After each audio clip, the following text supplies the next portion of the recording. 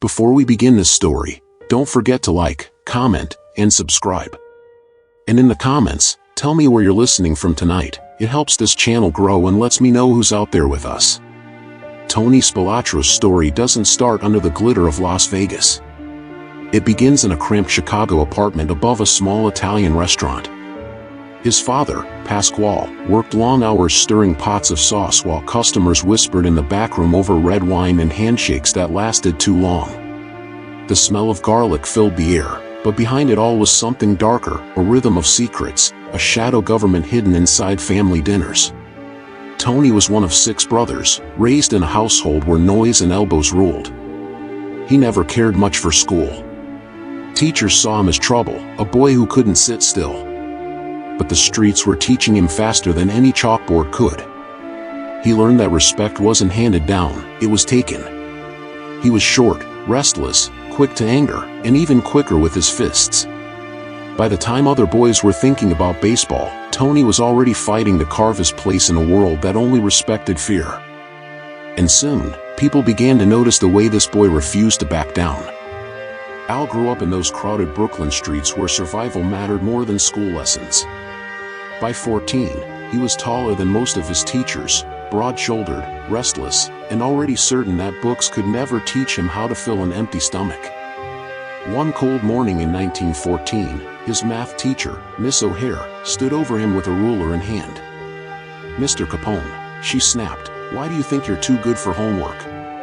Al looked up, eyes steady. "Maybe because I already know what I need to know." "And what's that?"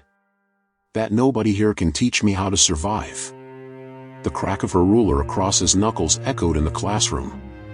Students froze, waiting for him to explode. Instead, Al stood slowly, gathering his books. He leaned close enough for her to hear and said quietly, "Lady, you just made the biggest mistake of your life." Then he walked out and never came back.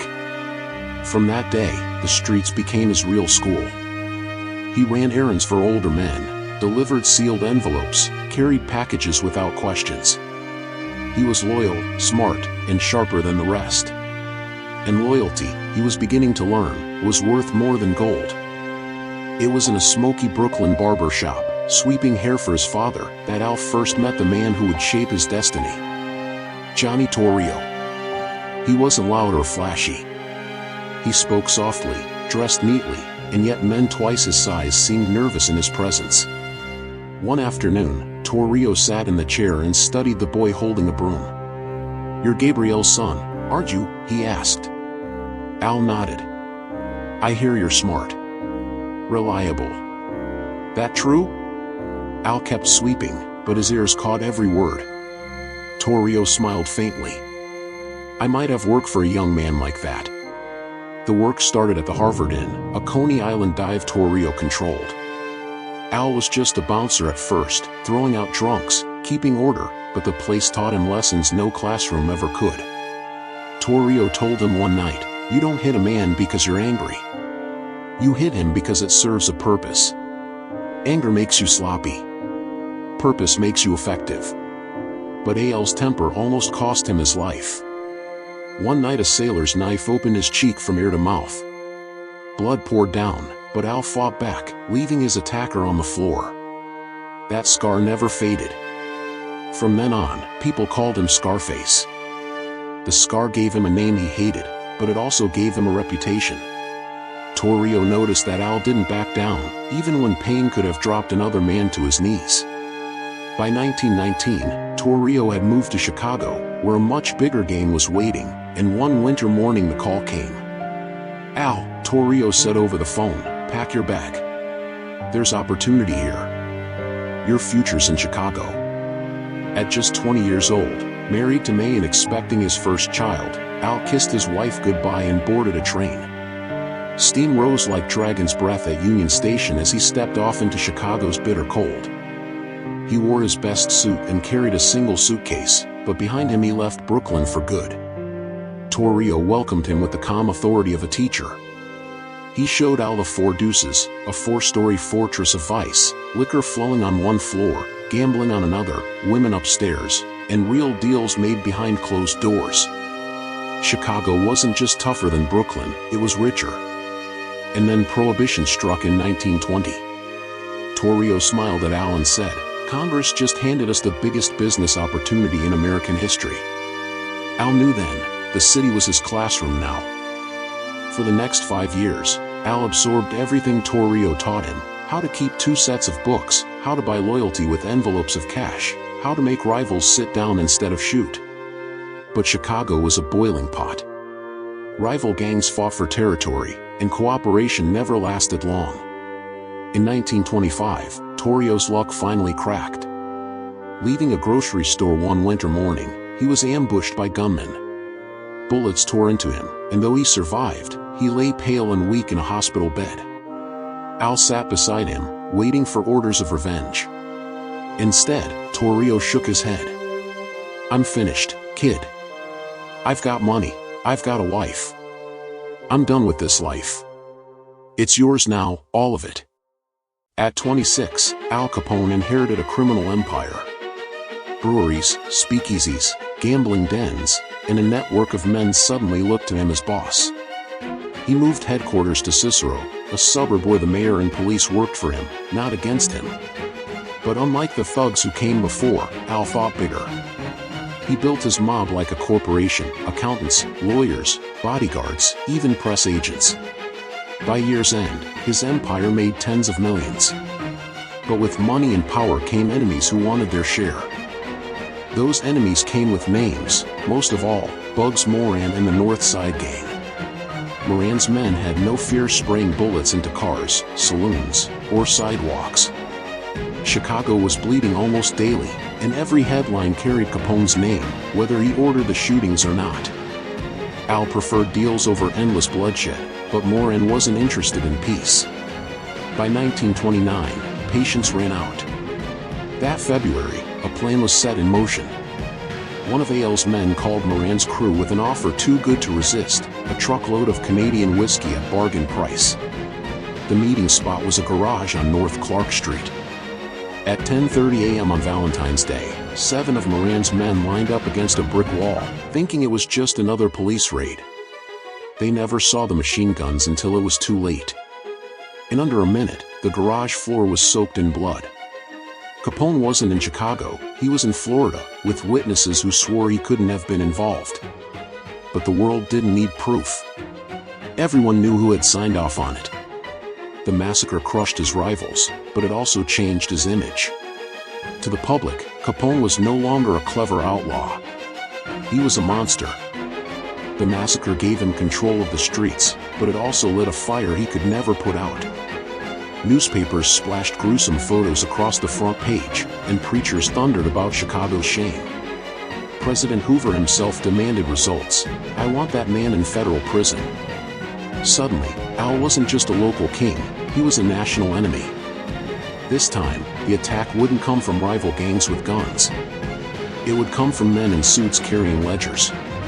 A quiet Treasury agent named Frank Wilson began piecing together Capone's finances. For years, Al had lived like royalty: tailored suits, fleets of cars, mansions in Chicago and Florida, but had never filed a single tax return. He thought it was clever. Wilson saw it as a gift. The law didn't care where money came from, income was income, even if it was dirty. At the same time, a young federal agent named Elliot Ness assembled a team that couldn't be bribed. Chicago called them the Untouchables. They smashed breweries, axed barrels, and dumped rivers of beer into the streets. Bribes failed. Threats failed. For the first time, Al Capone faced enemies who weren't afraid of him, and every raid cut deeper into his empire. The pressure built like never before. Breweries were raided before shipments could leave. Trucks disappeared, drivers arrested, and barrels of beer poured into gutters while reporters scribbled it all down. Each headline chipped away at the image Al had carefully built as a businessman. Politicians who once posed for photos with him now avoided his calls. Even allies inside his own crew whispered that the Valentine's Day bloodbath had brought too much heat. In 1930, things got worse.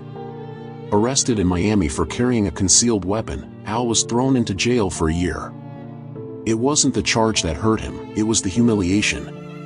Inside, he had no sway. Guards didn't flinch at his name. Judges weren't waiting for envelopes of cash. For the first time, Al Capone was powerless, eating prison food like any other inmate. When he finally returned to Chicago, the city didn't feel the same. Rivals circled, lawmen swarmed, and the press no longer called him colorful, they called him cancer. Al kept wearing sharp suits and smiling for cameras, but behind the grin he knew the truth, the walls were closing in.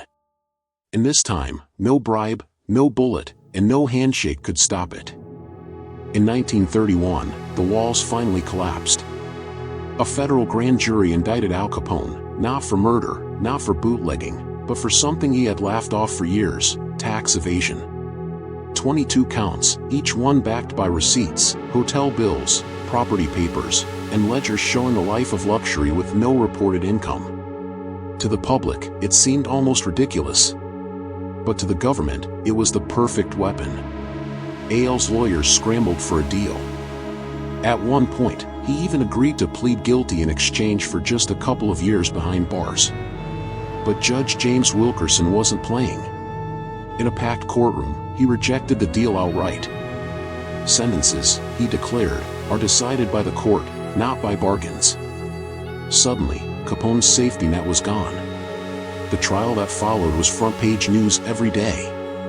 Prosecutors painted him as a man who lived like a king while giving nothing back. Jurors, shopkeepers, clerks, ordinary Chicagoans, stared at him not with fear but with quiet anger. When the verdict came, it was final, guilty. 11 years in federal prison. For the first time in his life, Al Capone wasn't walking out of a courthouse as Chicago's ruler. He was walking in his inmate number 40886. Prison stripped away everything that once made him untouchable. First Atlanta, then Alcatraz, the rock in the middle of the bay where even whispers couldn't escape. The man who once held Chicago in his hands now played banjo in the prison band and swept cell blocks. Guards called him by a number, not a name. The disease he had ignored for years, syphilis, quietly ate away at his mind. Sharp thinking dulled. He grew paranoid, confused, sometimes speaking to people who weren't there. By the time he was released in 1939, Capone was only a shadow of the man he had been. At his Palm Island mansion in Florida, he wandered the gardens, stood by the pool for hours with a fishing rod, casting into empty water, waiting for fish that would never come. Neighbors watched with pity, not fear. On January 25, 1947, Al Capone died at just 48. Not in a blaze of gunfire, not in a courtroom, but quietly, broken, his empire long gone. The boy from Brooklyn who once ruled Chicago's nights had ended up alone, his name now more of a warning than a crown. Don't forget to like this video, subscribe for more true stories, and share where you're watching from in the comments below.